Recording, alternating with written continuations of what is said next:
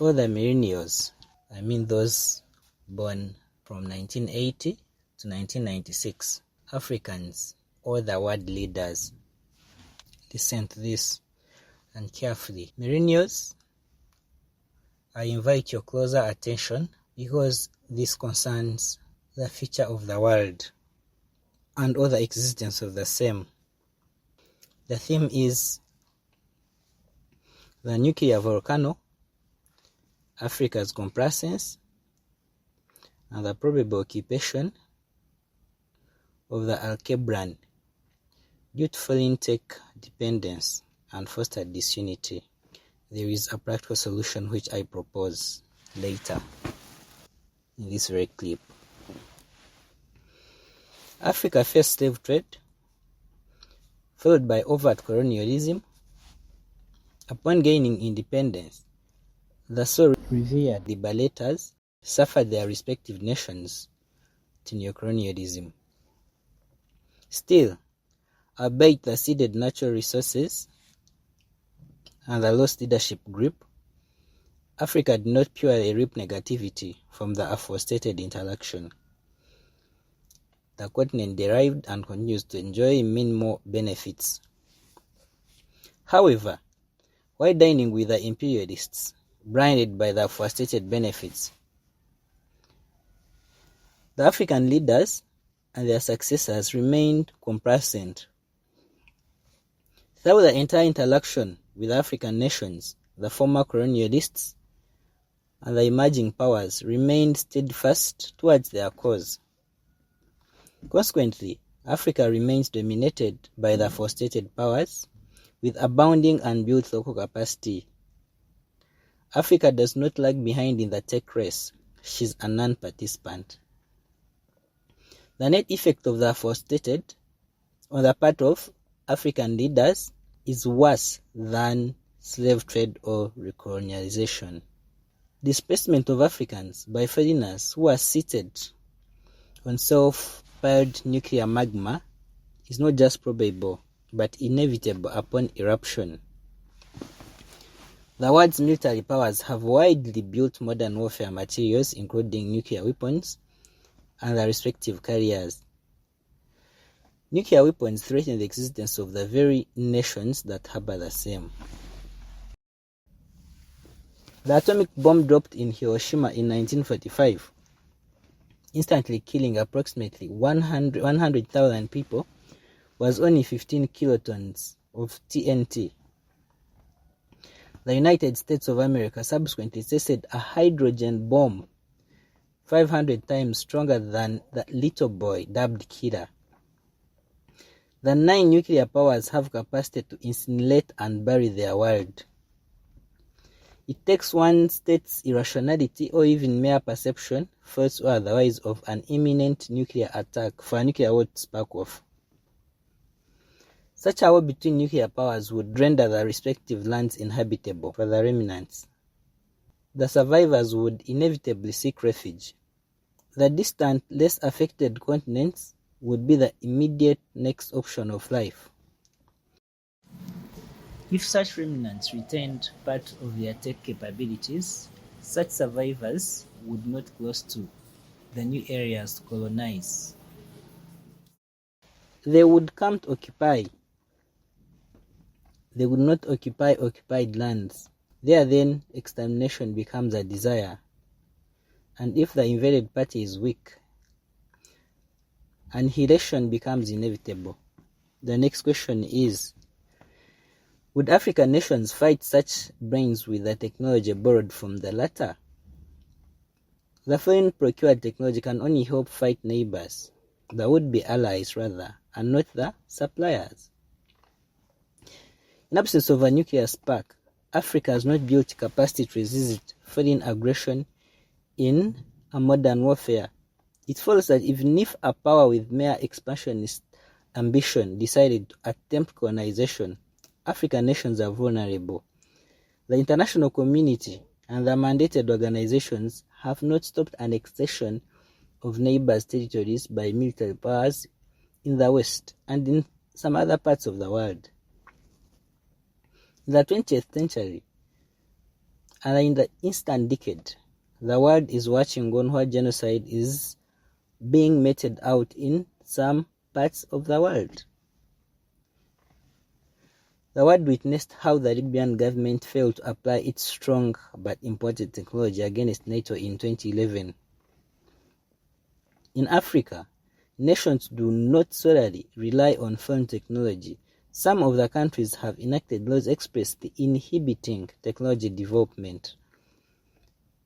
A case in point, in Uganda, it's an offense to design a program aimed at overcoming the security of a computer system. The Computer Misuse Act, as amended in 2022, creates no exceptions. There was an article and or letter by the very author to the President of the Republic of Uganda, titled "The Threat Posed by the Proposed Amendment to the Computer Misuse Act 2011 via the Computer Misuse Amendment Bill 2022. In that article, the author put the attention of the President of the Republic of Uganda that the Computer Misuse Act 2011 contains a number of provisions which in effect hamper economic and technological development, citing section 12, 3 and 4, which is the effect that designing a program aimed at or with an effect of overcoming the security measures of a computer system is criminal. Whereas the said section states that the designing, possession and use of the therein or computer programs or devices can be done lawfully, the Computer Misuse Act 2011 does not. In the preceding or subsequent provisions state how the same can be done or possessed lawfully. No other legislation expressly or impliedly does.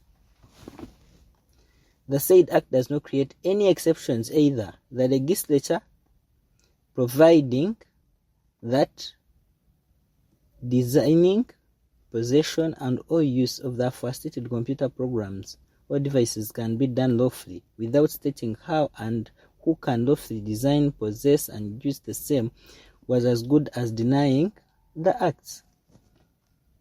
The only response to the author from the Principal Private Secretary, the President, in the letter dated 3rd October 2022, was that the same was sent to the Attorney General of Uganda for further management. 3 years thereafter, no amendment has been made to the said law. As such, the said non-partisan letter was equally shelved. Such a law in effect only protects the foreign procured technology against demystification, thereby seeing LDCs wallow in vulnerability. On the bit of fostered disunity, Africa can unify their efforts to prod for independence. In some countries, blood was shed in the liberation bid. Finally, African nations got independence. Thereafter, the act has never concentrated on unity to tackle the subsequent challenges. The political class took to fighting each other, militarily and otherwise. The actors on both sides fomented disunity rather.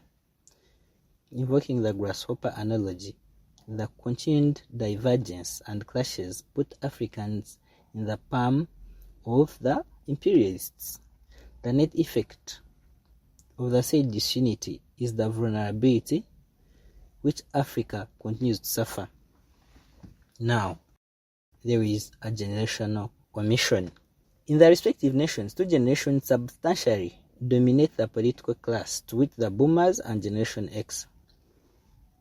Whereas the aforestated generations shoulder the blame for Africa's slow-paced economy and military vulnerability, the boomers born between 1946 to 1965 have not a defense but a mitigating factor under what lawyers call a locutus. Each generation is only equipped to tackle the challenges of its generation. The challenges that will come the boomers were majorly colonization that followed slave trade, clashes Brutality and political instability in parts of Africa followed. Realistically, the aforesaid generation ought to be assessed via the weight of their shot to the aforestated challenges. The boomers reasonably performed to assail the aforesaid challenges. A number of African nations enjoy some level of reasonable stability as such. Refined imperialism continued, though the latter challenge, with a host of other factors dragging Africa back, remains untackled.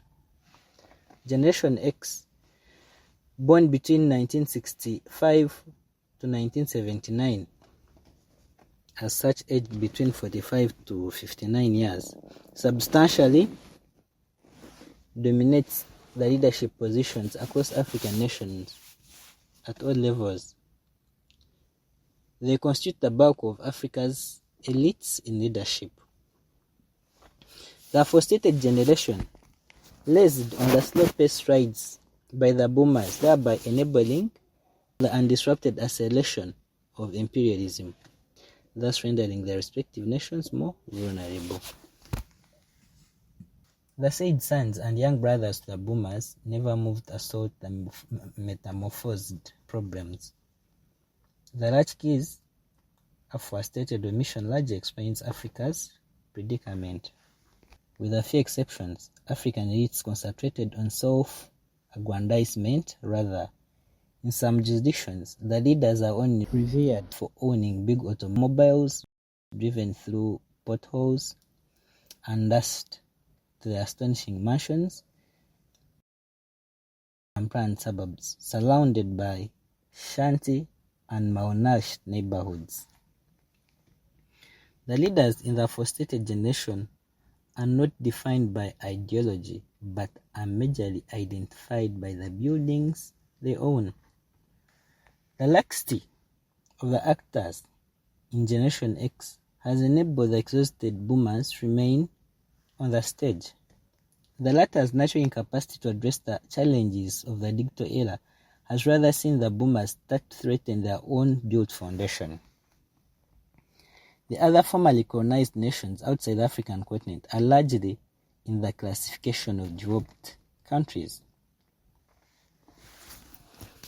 The aforesaid generation's failure to question the bad faith privatization, the omission to prod for strategic budgetary allocations has seen African nations lag behind economically, hence occasioning the respective populations' economic vulnerability. Indonesia and India, which gained independence in 1949 and 1947 respectively, are members of G20. Therein, South Korea sits on the same table with the former colonial master, with Japan. African elites wake up from the imported mattresses into bathrooms with imported tiles inter area. From their respective houses, they climb into Japanese guzzlers, running on locally produced in specific nations by imported fuel. Most of the roads on which the aforesaid gilt-railed SUVs drive are equally built by foreigners who repatriate the profits, literally brightening the respective economies. Brightening of BL. The aforesaid leaders still believe they are on the right path. The imported cars transporting the rolling ring equally sparkle through the polluted suburbs before reaching the ambient homes in uphill sections. The aforesaid hills, formerly planned and designed by imperialists, equally possess no pollution barriers. Derogatory language has been used to describe African nations, but that is none of the aforesaid elite's business. Dismayingly, with no shame for omitting to better their own, the aforesaid elites rather take pride in proving that they have in the past visited or stayed in such developed nations. Technology continues to run the world. African nations have digitized a number of sensitive sectors with imported technology. It follows that a breakdown in foreign sourced systems would cripple Africa. African elites' knowledge